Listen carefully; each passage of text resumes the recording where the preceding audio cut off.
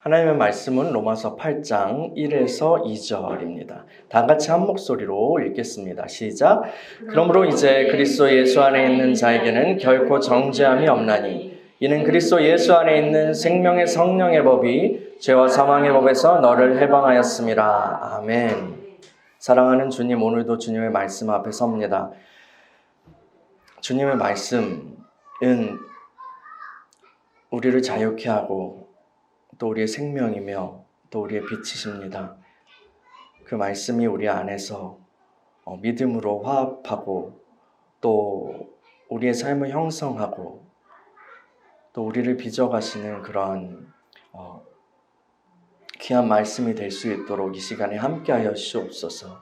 성령님 운행하여 주시고 불같은 성령으로 임하여 주시고 생명으로 우리를 살려 주시옵소서.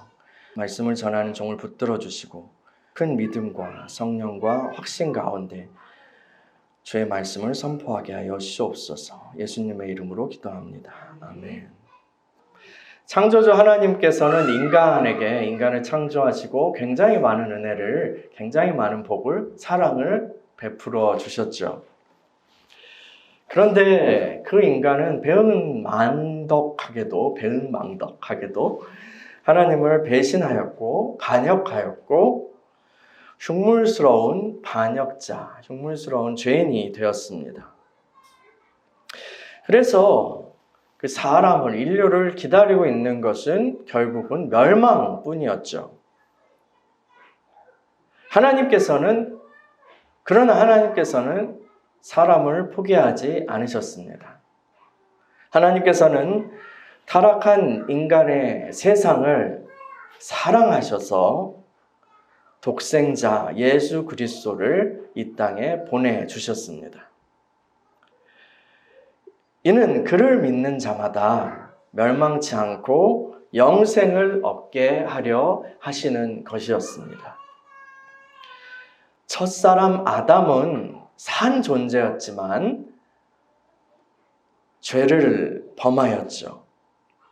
그 결과 자신도 죽었고 이 땅에 죽음과 죄의 통치가 임하였습니다.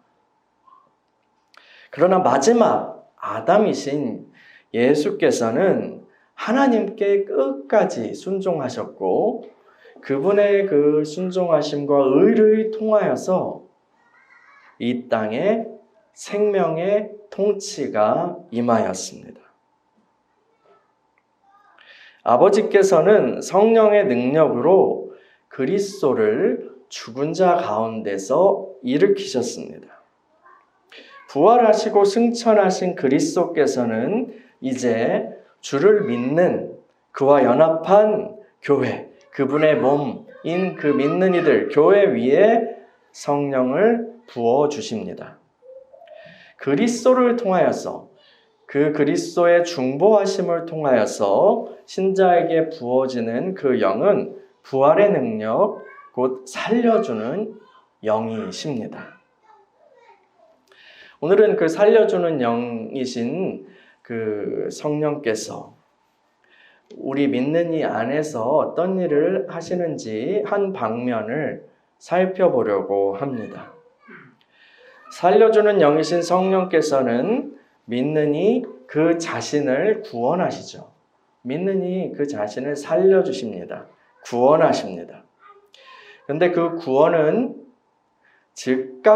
즉각적이고 또한 점진적입니다. 성령께서 우리에게 예수 그리스도를 믿는 믿음을 주시고 거듭나게 하십니다. 여러분은 예수님 어떻게 믿으셨어요? 다 스토리가 있죠. 우리 시아가 이제 성경 공부 시간에 하나님을 자랑해야 된다라는 것을 배웠대요. 그래서 친구들에게 하나님을 자랑하고 하나님에 대해서 이야기를 많이 했나 봐요. 그런데 많은 친구들이 나는 하나님 안 믿는데? 나는 하나님 필요 없는데? 라고 그렇게 이야기를 하는 걸 보고 시아는 꽤 놀란 모양이에요. 믿는 이들 가운데 주로 살고 어린이집도 이제 교회에서 하는 어린이집에 다녔잖아요. 물론 거기 다니는 어린이들이 다 믿음의 가정인 건 아니었지만 그래도 그런 환경 속에서 자라다가 하나님을 안 믿는데 다른 신을 믿는데 라고 하는 아니면 신은 없다고 얘기해 라고 하는 그런 친구들의 이야기를 듣고 깜짝 놀란 모양이에요. 그래서 그래서 대부분의 사람들은 자연적으로 예수님을 알고 하나님을 믿지는 않아. 많은 사람들이 그렇게 그 하나님을 잘 몰라. 그리고 믿지 않아. 그래서 우리가 그 예수님을 소개하고 전하고 자랑해야 하는 거야 라고 이야기를 같이 나누었습니다. 여러분 예수님 어떻게 믿으셨어요? 예수님 어떻게 믿으셨어요? 다 이제 그 스토리가 있을 텐데 다 들어보면 좋지만 시간이 없잖아요. 나중에 우리 들어보기로 하고. 근데 내가 예수님을 믿고 내가 예수님 영접하고 내가 교회에 나갔다라고 생각할 수 있지만 사실은 그 모든 것이 다 하나님의 은혜였어요. 그죠? 하나님의 은혜고 성령님의 사역이었습니다. 성령께서 우리에게 예수님을 믿는 믿음을 주셨고 거듭나게 하셨죠. 예수님을 그리스도시고 하나님의 아들이십니다라고 그 베드로가 고백했을 때, 야 시몬아, 그걸 알게 하신 분은 하나님이시다. 네 육체로 안 게 아니라 하나님이시다라고 예수님 얘기하셨잖아요. 그리고 성경에서는 누구든지 예수를 저주할 자라 내가 너희에게 알려노니 하나님의 영으로 말하는 자는 누구든지 예수를 저주할 자라 하지 아니하고 또 성령으로 아니하고는 누구든지 예수를 주시라 할 수 없느니라 라고 고린도서 12장 3절에 그렇게 나오는데요. 성령이 아니면 누구든지 예수를 주님이라고 부를 수 없는 거예요. 근데 우리가 주님이라고 부르고 나의 하나님이라고 부르고 그렇게 할 수 있는 것은 주님 사랑합니다, 주님 믿습니다 라고 할 수 있는 것은 성령의 은혜인 거죠. 성령께서 하신 일인 거예요. 예수 그리스도께서 이루신 그 십자가와 또 부활 또 그를 통해서 이루신 모든 구속의 그 일들, 그 구속의 일들을 예수께서 하신 그 일들, 예수께서 다 이루신 그 일들을 우리의 것으로 그렇게 만들어 주시는 분이 성령님이세요. 그 예수님의 사역의 결과를 우리에게 적용시키시고 누릴 수 있게 하시는 분이 바로 성령이십니다. 성령님이 아니고서는 칭의, 화목, 그리고 하나님의 양자됨, 자녀됨, 죄사함 등등 그런 은혜가 우리의 것이 될 수가 없는 거예요. 그건 그냥 예수님이 하신 일인 거예요. 성령님을 통해서 연결되는 거죠. 주님과 연합하게 되고요. 여러분과 저는요, 성령님의 그러한 사역을 통해서 그 구원을 받았습니다. 그 구원을 성령님의 사역을 통해서 받은 거예요. 이것은 구원의 즉각적인 방면이라고 할 수 있습니다. 우리는 이미 구원을 받았죠. 또한 성령께서는 거듭난 우리를 계속해서 구원해 가십니다. 구원해 가세요. 이것은 구원의 점진적인 방면이라고 할 수 있겠죠. 주님께서는 내가 온 것은 양으로 생명을 얻게 하고 더 풍성히 얻게 하려는 것이다 라고 말씀하셨어요.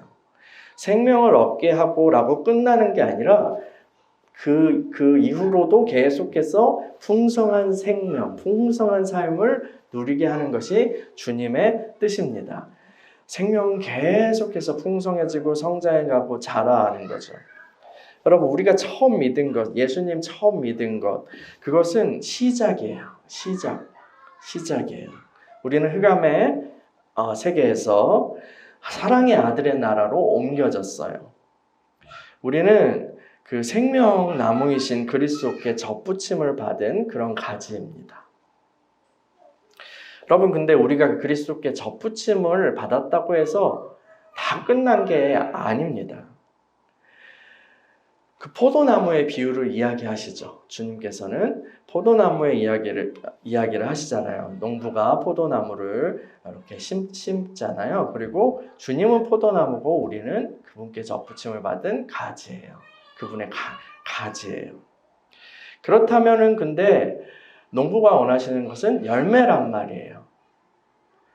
그 나무에 붙어 있어서 열매를 잘 맺는 자를 원하시는 거예요. 근데 열매를 맺지 않는 가지는 잘라서 이제 버리고, 열매를 잘 맺는 가지는 더 잘 맺을 수 있도록 가지치기 깨끗게 하신다고, 그렇게 요한복음 15장에 있는 유명한 비유의 이야기에 나오잖아요. 접붙임 받는 걸로 끝난 게 아니라고요. 우리가 주님과 연합하였다면요, 그분으로부터 지속적으로 생명을 받아, 포도나무이신 생명나무이신 그분으로부터 지속적으로 공급을 받아서 열매를 맺어야 돼요. 머리 대신 주님으로부터 계속해서 생명을 받아서 우리가 열매를 맺고 살아가야 하고 성장해야 하는 거예요.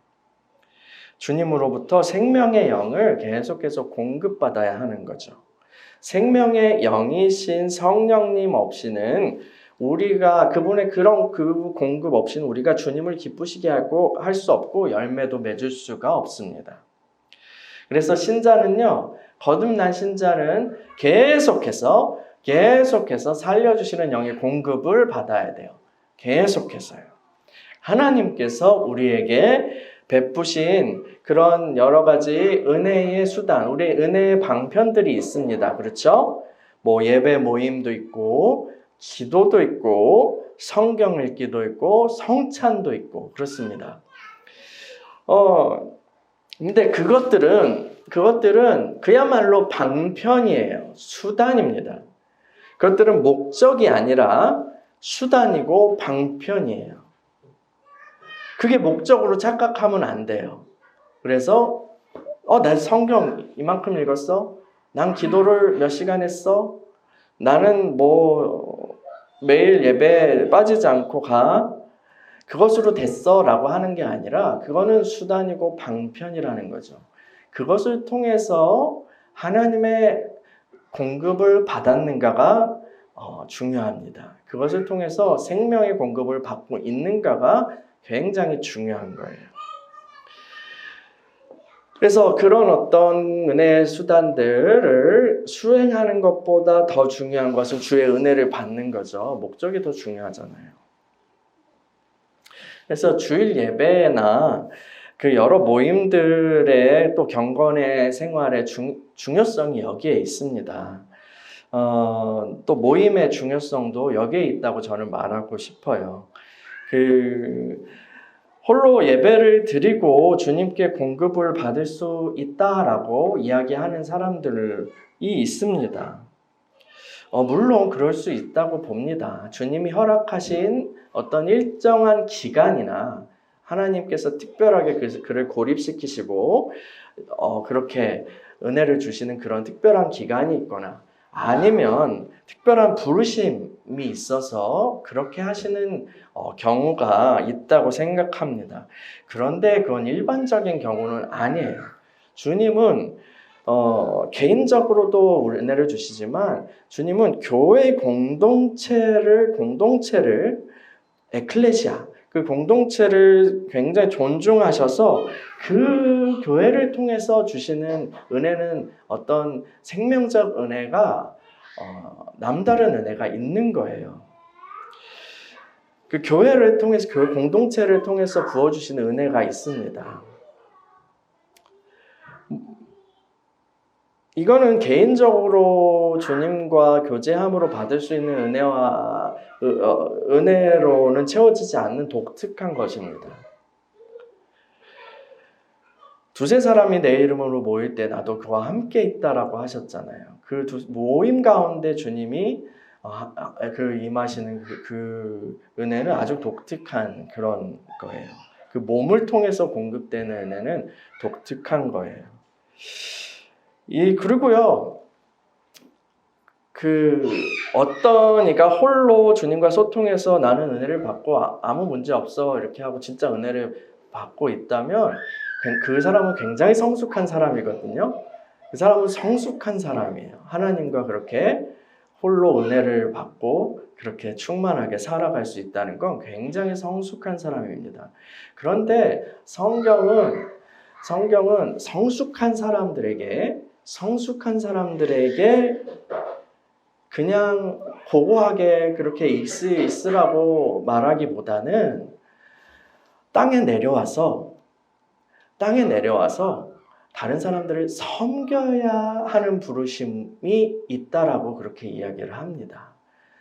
그래서 그 사람이 그 정도로 성숙한 사람이라면 그 사람은 이 그리스도의 몸을 섬길 수 있는 능력과 또한 책임이 본인에게 있는 거예요. 알든 모르든. 그것을 감당하는 것이 주님이 기뻐하시는 일이죠. 주님의 은혜를 그렇게 생명적 은혜를 계속해서 신자가 공급받는 이야기를 하고 있는데 만약에 어떤 이유로든 우리가 공급을 제대로 받지 못한다면 우리는 점점 쇠약해질 것입니다. 쇠약해져요. 먼저 영적으로 병이 들고 그것은 이제 점점 처음에는 잘 모르죠. 그런데 쇠약해짐이 점점 내 마음에서도 나타나고 몸과 환경을 통해서도 나타나게 될 거예요. 이게 성령의 은혜로 사는 것을 경험한 사람들은 은혜의 공급이 줄어들거나 아니면 끊기면 그래서 매우 괴롭습니다. 밥 못 먹으면 되게 괴로운 것처럼 되게 이제 힘들어지는 거죠. 은혜의 갈망이 있기 때문이고 본인이 허기짐을 느끼기 때문이에요. 그 허기짐을 느낀다는 것 자체가 건강한 거거든요. 그래서 주님의 공급이 더 필요하다라고 느끼는 게 건강한 거예요. 근데요, 은혜 공급을 잘 못 받는데도 나는 이전과 다름없이 괜찮은데 나는 너무나 행복한데 그리고 예배 안 나가니까 더 좋은데? 막 하는 사람들은 사실은 이전에도 그 은혜로 사는 삶을 살지 않았을 가능성이 매우 큰 거죠. 그렇다는 것은 불신자와 다름없는 상태, 그의 영적 상태가 불신자와 다름없는 상태였다는 것이 그런 해석의 가능성이 매우 높습니다.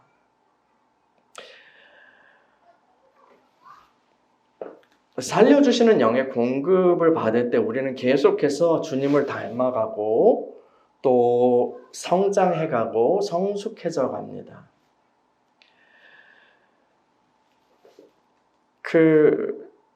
로마서 8장 1에서 2절을 읽었는데요. 우리 다시 읽어볼까요? 시작. 그러므로 이제 그리스도 예수 안에 있는 자에게는 결코 정죄함이 없다니 이는 그리스도 예수 안에 있는 생명의 성령의 법이 죄와 사망에 벌써 너를 해방하였음이라. 아멘. 이 말씀을 우리는 주로 칭의의 측면에서 많이 그렇게 해석하기를 좋아합니다. 그래서 예수 믿는 사람은 이제 정죄함이 없어. 예수님 믿었으니까 우리는 심판을 받지 않아. 라는 그런 칭의의 은혜를 가리키는 말씀으로 해석하기를 좋아해요. 그런데 이 말씀 맥락에서 보면 물론 칭의를 기반으로 하죠. 근데 칭의보다는 성장 혹은 성화와 더 관련이 있습니다. 실제적으로 그 칭의의 토대 위에서 나타나는 우리의 변화와 더 관련이 있습니다. 죄에서의 해방이라는 그리스도의 생명이 우리 안에서 나타남이라는 그런 변화와 성장, 성화와 더 관련 있는 말씀입니다. 바울은요, 로마서 7장에서요, 바로 직전에 로마서 7장에서요, 주님의 법을 막 지키려고 하지만 번번이 좌절하는 그런 어떤 믿는 이의 한 경험을 이야기합니다. 자신인 것처럼 막 이렇게 얘기를 하는데요. 아마도 바울 자신이 영적 경험이 토대가 되었겠죠. 이런 경험이에요. 예수를 믿었는데 왜 나는 이렇게 넘어지지?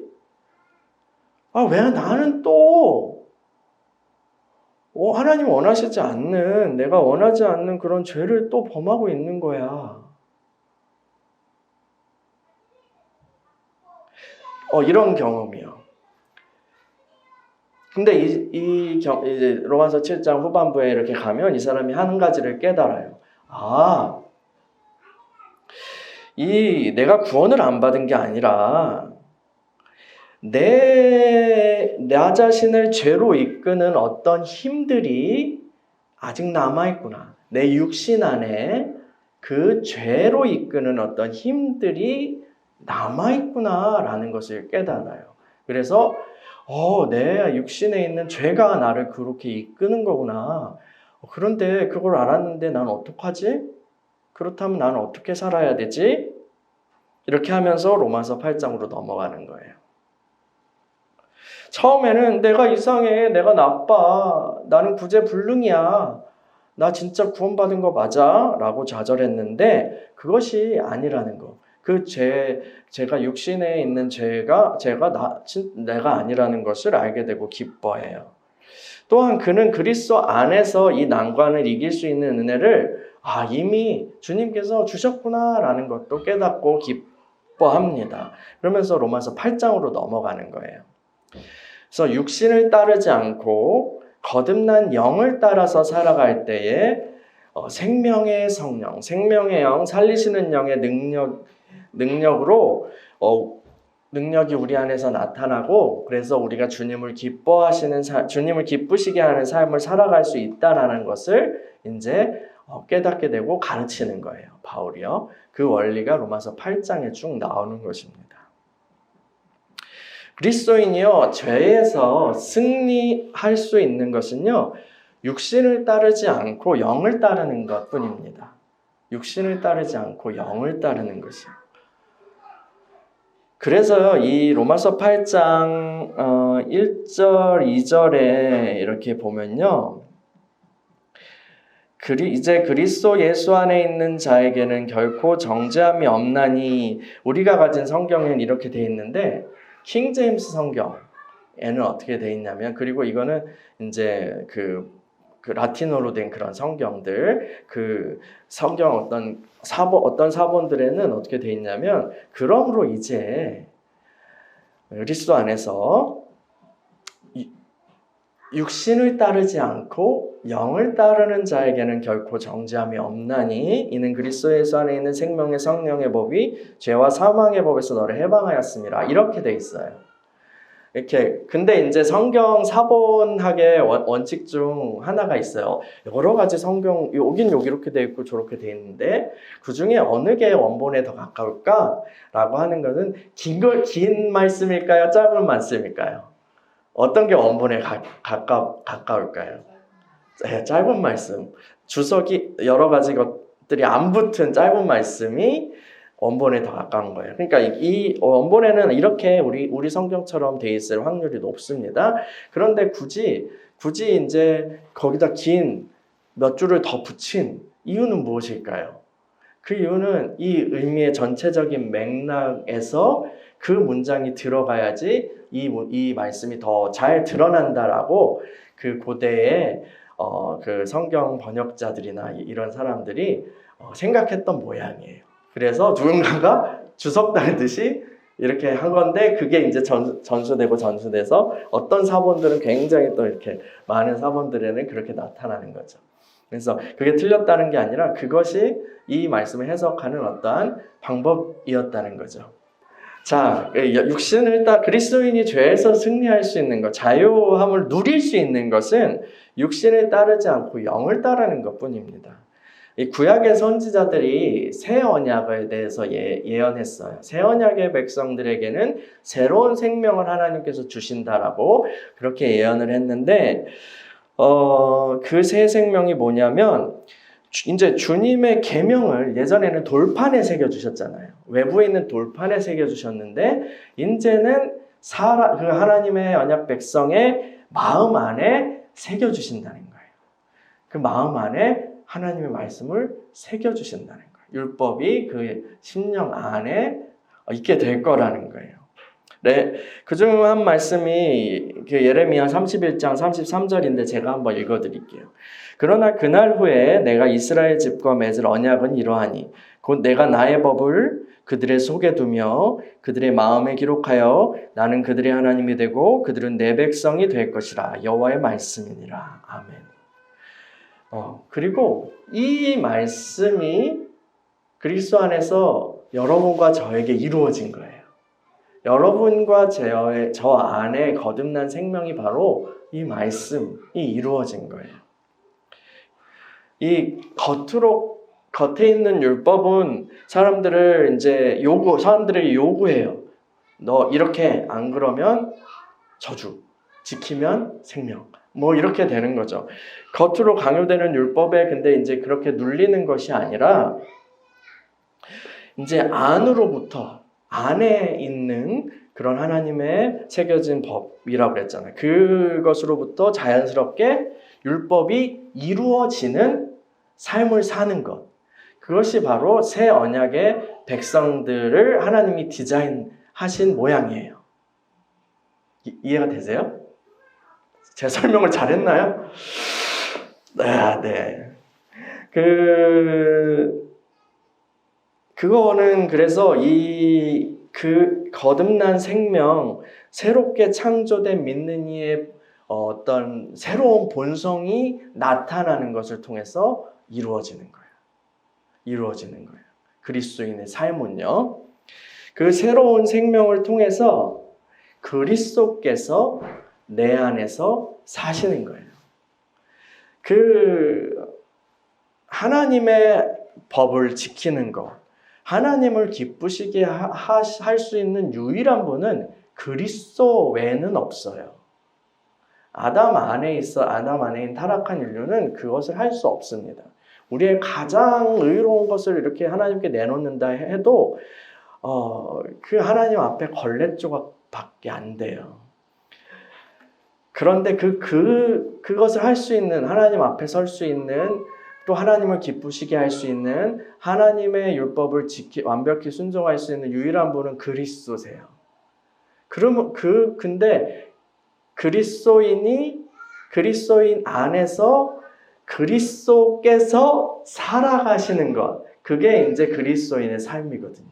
그게 정상적인 그리스도인의 삶이에요. 그래서 그게 이제 주님이 우리를 그렇게 만드신 거예요. 새로운 피조물은 그렇게 작동되게 돼 있는 거예요. 우리의 거듭난 생명이 드러날 때 그리스도께서 우리를 통하여 그리스도의 중보하심을 통해서 우리의 삶에서 율법이 이루어지는 거예요.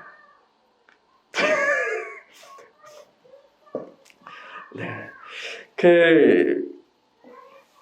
더 쉽게 설명하고 싶지만 일단 해보겠습니다. 이 바울은 그 거듭난 생명을 로마서 8장 또 성경의 여러 곳에서 그 생명의 좌소를 영이라고 불러요.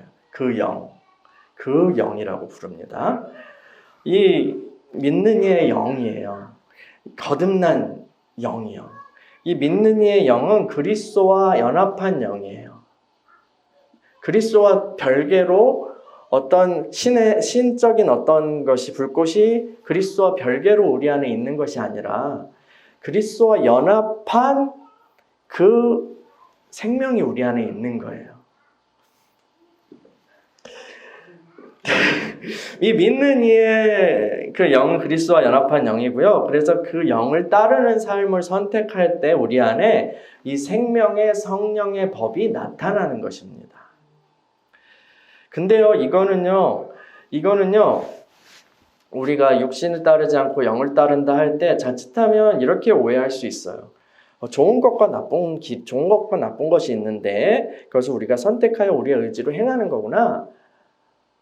이게 아닙니다. 이게 아니라 이거는 어떤 선택이든 우리 육신의 선택이라면, 우리가 육신으로 좋은 것을 선택한다면 안 되는 거예요. 그거는 불가능하고 육신의 생각은 사망이에요. 육신의 열매는 사망이에요. 그래서 내 힘으로, 내 의지로 아담에게 물려받은 그 시스템으로 내가 좋은 걸 선택해가지고 행하면 되는구나. 외부의 율법을 내가 지키려고 해서 하면 되는구나. 이게 하나님이 디자인하신 삶이 아니란 얘기예요. 이 육신의 어떤 선택이든 육신의 시스템이라면 실패합니다. 육신의 힘으로 살아가는 것이 이 옛 자아의 시스템이에요. 옛 자아의 시스템이에요. 근데 나는 그리스도와 함께 십자가에 못 박혔어요. 이미 그 심판을 받았어요. 옛 자아의 시스템으로는 하나님 앞에 나아갈 수 없고 성공적인 삶을 살 수 없어요. 그 옛 자아가 넘겨져야 할 곳은 십자가, 사망인 거예요. 이제 새로운 나는요. 새로운 나의 시스템. 이제 예전에는 아담 안에 있는 나는 그냥 내 힘으로 하나님을 배신하든 내 힘으로 하나님을 기쁘시게 하려고 하든 이 시스템으로 사는 거예요. 근데 그게 아니라 그건 이제 내가 아니라는 거지. 새로운 나의 시스템, 새로운 나는 그리스도 안에서 새롭게 만들어진 새로운 나는 이제 육신이 아니라 그리스도와 연합한 영으로 사는 그런 사람인 거예요. 그래서 그게 나의 새로운 시스템이에요. 육신이 아니라 영의 시스템이 우리 안에서 발현될 때 우리가 주님을 기쁘시게 하는 삶을 성공적으로 살아갈 수 있는 거예요.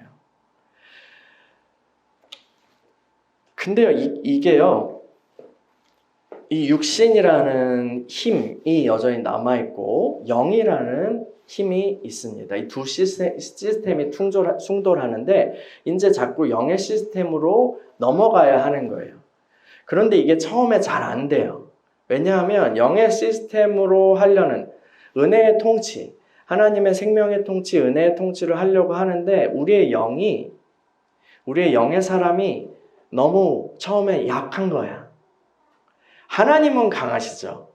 하나님은 위대하시지만 우리 안에 계신 주님은, 우리 안에 계신 그 성령께서는 우리의 그 속사람을 통해서 역사하시기 때문에 우리의 속사람을 막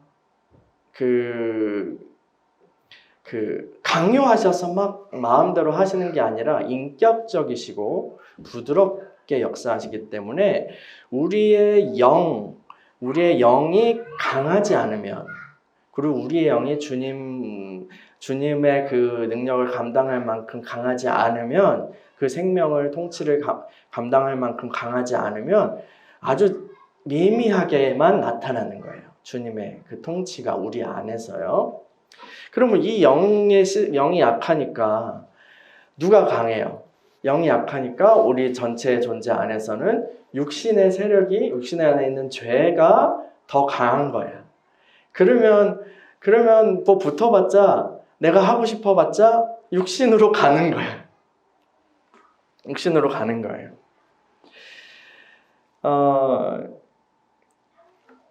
그래서 이 변화가 어떻게 나냐면 영의 사람이 강화되고 강건하게 되는 만큼 이 생명의 통치가 우리 안에서 나타나요.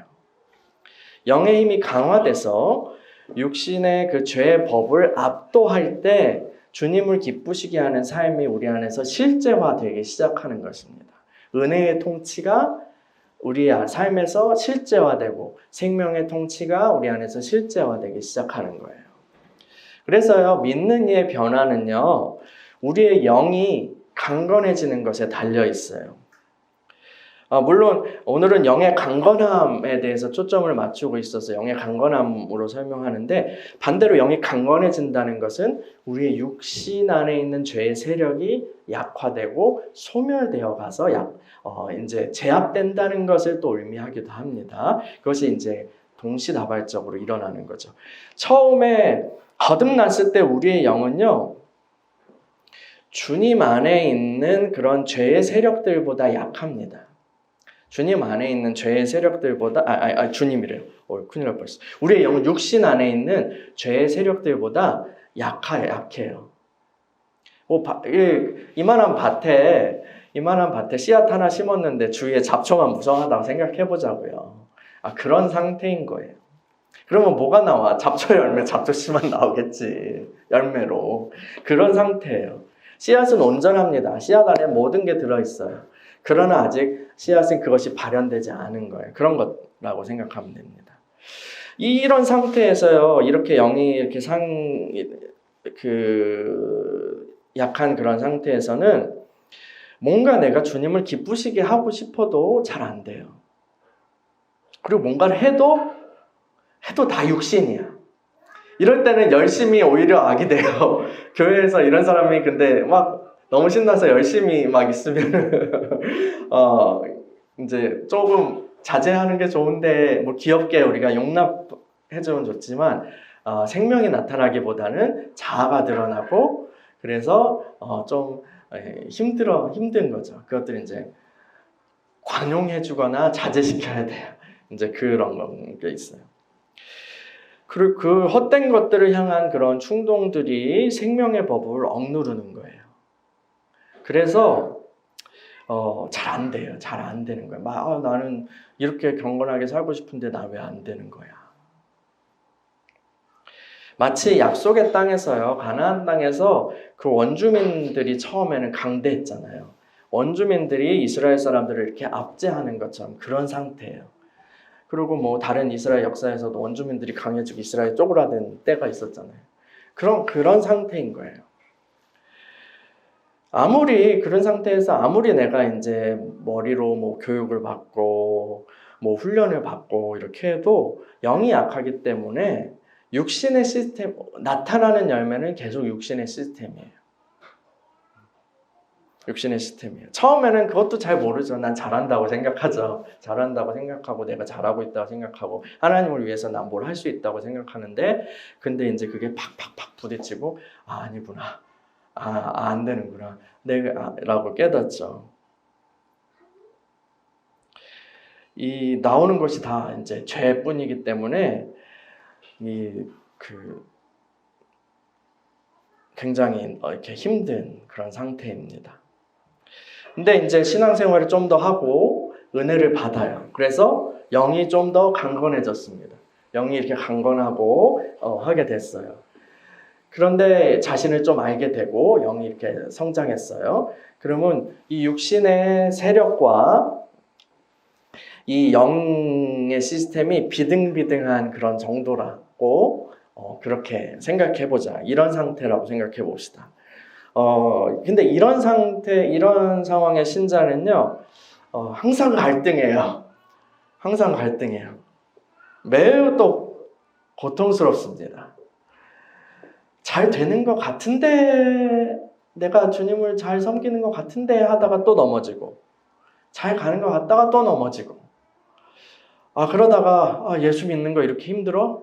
예수 믿는 게 이렇게 너무나 힘들면 나 이제 그만하고 싶어. 포기하고 싶어. 이런 마음이 들죠. 마음에서 이제 그런 마음이 막 들고 하나님 나를 왜 이렇게 만들었어요? 막 이렇게 하기도 하고 합니다. 회개를 막 하기도 하고 하지만 이 갈등도 너무 깊고 그런데 또 하나님이 이만큼 끌어오셨기 때문에 뒤로 갈 수도 없어요.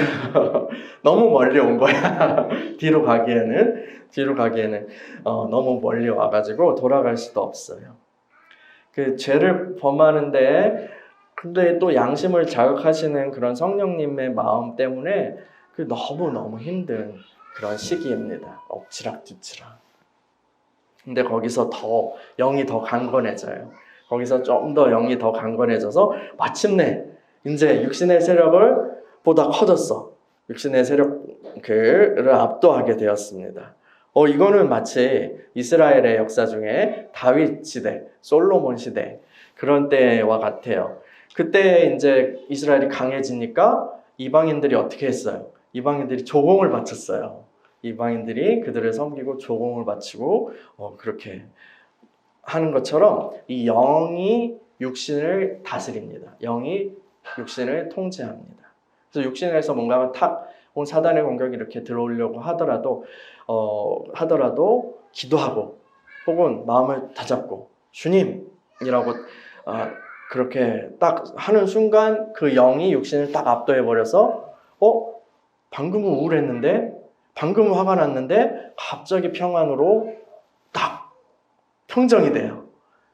방금은 미웠는데 갑자기 주님을 부르고 기도하고 나니까 갑자기 또 사랑하게 돼. 이렇게 되는 거. 갑자기 변하는 그런 거는 육신을 영이 딱 잡아버린 거예요. 그래서 그 영을 통해서 성령께서 믿는 이의 전 존재를 생명으로 통치하시기 이제 시작합니다. 그래서 좋은 열매들이 나타나기 시작해요. 이전에는 또 주님 말씀 지키는 것이 굉장히 어려웠는데, 그리고 주님의 뜻도 잘 모르고 주님 상관없이 했다가 또 알았지만 너무 힘들었고 막 인내하면서 억지로 그렇게 순종하고 그랬는데, 이제는 주님 사랑하는 마음으로 그걸 하게 돼요. 주님 사랑하는 마음으로 인내하고 섬기고 사랑하게 돼요. 그런 것들이 내 안에서 이거 예전에 안 됐는데 되네? 라고 하는 게 됩니다. 그리고 예전에 환경에 따라서 막 영향을 막 받았던데 이제는 환경에 따라 요동하는 것이 적어져요. 그리고 그 평강의 주님이 내 마음을 주관하시기 시작합니다. 흔들림 없이. 오히려 그 영이 더 강건해짐에 따라서 오히려 막 흔들리고 있는 사람들, 흔들리고 있는 환경에 대해서 내가 영향을 미칠 수 있게 돼요. 내가 가면 거기에 평안이 임하고, 내가 가면 거기에 돌파가 임하고, 내가 가면 그 분위기 가운데에 화해가 일어나고 하는 놀라운 일들이 일어나기 시작하는 거죠. 그야말로 신자의 권세가 이제 내 삶 가운데 드러나기 시작하는 거예요. 이 믿는 이의 변화와 성장이란 이런 것입니다. 의지가 강해서 겉으로 뭔가 나를 꾸미고 겉으로 내 이미지를 메이킹하고 이런 것은 믿는 이의 그런 성장과는 관련 없는 거예요. 겉모습의 경건은 의지가 강하다면 꾸밀 수 있죠. 그러나 그것은 주님이 받으시고 주님이 원하시는 성장이 아닙니다. 주님이 우리에게 원하시는 것은 그 영을 통해서 내면에서부터 우리를 주님의 생명이 장악해 가시는 거예요. 그래서 내면에서부터 주님이 심으신 그 씨앗으로부터 주님을 닮은 그런 아름다운 열매, 성령의 열매라고 하죠. 그건 주님 성령으로부터 나오는 거잖아요. 그런 것들이 나오는 거예요. 성령의 열매는 성령의 씨앗으로부터 나오는 것이지 어떤 육신의 것으로 다른 열매를 맺을 수는 없어요. 그래서 영을 통해서 생명의 영이 우리를 새롭게 하시고 통치하시는 그것이 그리스도인의 자연스러운 변화, 성화입니다. 그래서 바울은요, 에베소 성도들을 위해서 기도하면서 이렇게 기도한 거예요. 성령으로 말미암아 너희의 속사람을 능력으로 강건하게 하시오며, 살리시는 그 영의 은혜를 계속해서 공급받을 때에 우리 속사람, 영의 사람이 강건하게 되고, 그리고 우리가 열매 맺는 그런 신자로 성장할 수 있는 거예요. 주님께서는 믿는 우리들에게 이렇게 한번 거듭나게 하신 걸로 끝나는 게 아니라 계속해서 생명을 공급하십니다. 은혜로 공급하시고 모든 것을 지원하세요. 모든 것을 다 지원하십니다. 공급하시고요. 그런데요, 어떤 사람들은 은혜라고 하니까 오해해요. 많이 오해합니다. 주님께서 은혜로 공급하시니까 라고 하는 것을 오해해요. 이 은혜라는 것은 우리의 노력이나 공로의 대가라는 것은 아니라는 거죠. 주님이 치르신 그 대가로 다 이루신 그것을 하나님의 사랑 안에서 우리를 공급하시는 거예요. 오직 그리스도의 의와 공로로 주님께서 공급하신다는 거죠. 주님이 지불하셨다는 거예요. 우리에겐 공짜지만 주님에게는 주님이 지불하셨기 때문에 가치 있는 거죠. 그런데 제가 얘기하고 싶은 건 이거예요. 은혜를 많은 사람들이 오해하는데 그것을 자동적인 것과 혼동하는 거예요. 주님이 우리를 거듭나게 하시고 생명을 우리에게 공급하신다고 얘기할 때, 그 은혜로 그것들을 공급하신다고 얘기할 때, 이거는 자동이 아니에요. 자동적으로 그렇게 된다는 게 아니에요. 우리가 그 공급을 받는 것은 자동으로 되는 게 아니에요. 광야의 이스라엘에게요, 하나님은요, 매일 만나를 내려주셨어요. 그렇죠?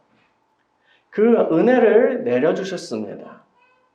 은혜의 만나를 내려주셨어요. 그런데요, 하늘에서 하나님은 은혜를 내려주시는데 그것을 걷어서 먹는 것은 백성들의 몫이었어요. 이 하나님의 은혜, 성령의 공급하시는 은혜라는 것을 오해하면 안 됩니다.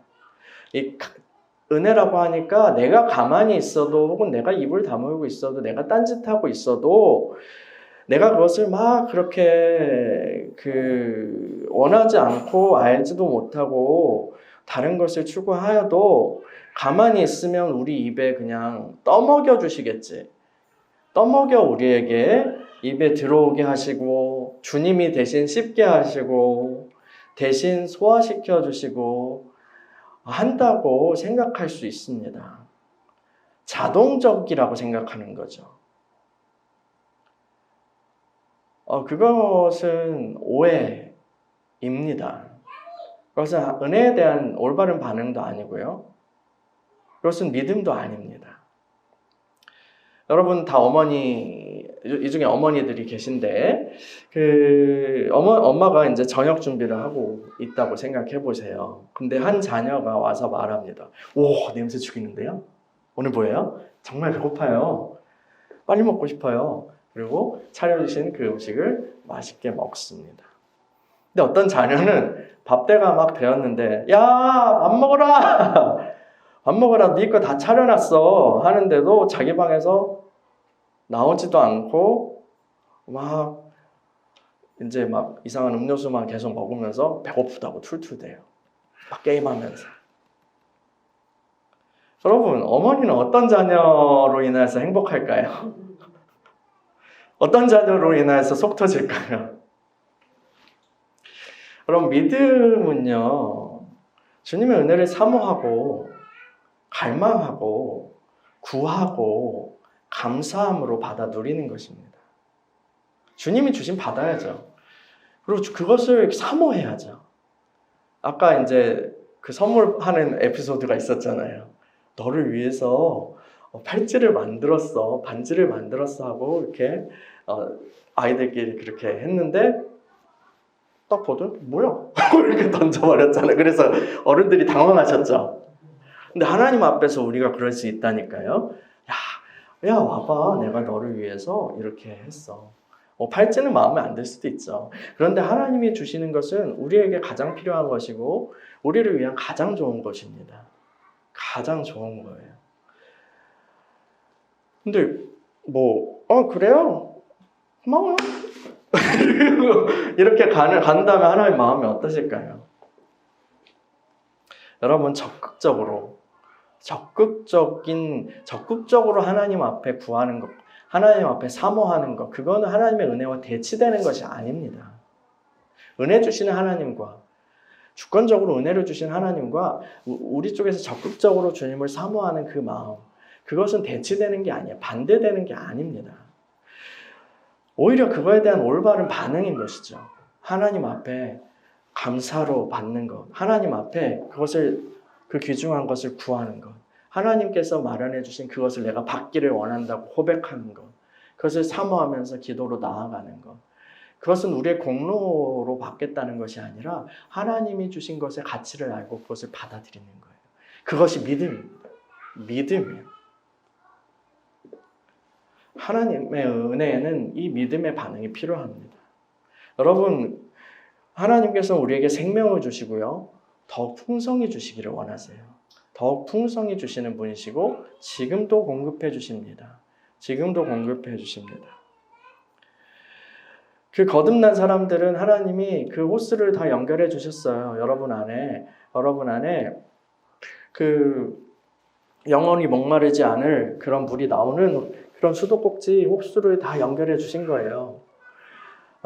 다시는 그 떼약볕에 그 사마리아 여인처럼 우물물을 뜰어 힘들게 나오지 않도록 다 이렇게 연결해 주신 거예요. 그 수도를 다 놔주신 거야. 천국으로부터, 주님으로부터 생명의 수도를요. 근데 그 수도를 받고 수도가 있어라고 하면서 수도가 있는데 왜 목마르지 이렇게 하면 되게 웃긴 거죠. 수도를 주셨기 때문에 그냥 틀어서 마시면 돼요. 틀어서 쓰면 돼요. 이거 트는 게 믿음이에요. 믿음으로 주님은 우리를 거듭나게 하셨을 뿐 아니라 그분은 계속해서 공급하신다고요. 여러분 그것을 믿음으로 계속해서 공급하시면 받으시기 바랍니다. 그 생명의 성령이 여러분 안에 계세요. 그분과 연결이 되었어요. 그분과 연결되었다면 그분의 공급을 받으며 살아가는 것이 당연합니다.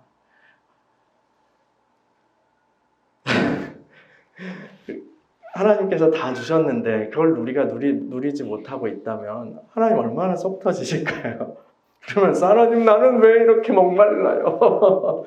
하고 있다면 그게 아니라 하나님 내가 그걸 주신 것을 내가 받습니다 라고 하시면 되는 거예요. 주님께서 내게 주신 것을 내가 받습니다. 주님께서 그것을 공급받기를 원합니다. 주님 나에게 그것을 주십시오. 믿음으로 나아가는 거죠. 할렐루야. 여러분 이 놀라운 복을 실제적으로 날마다 풍성하게 누리며 살아가는 저와 여러분이 되기를 축원합니다.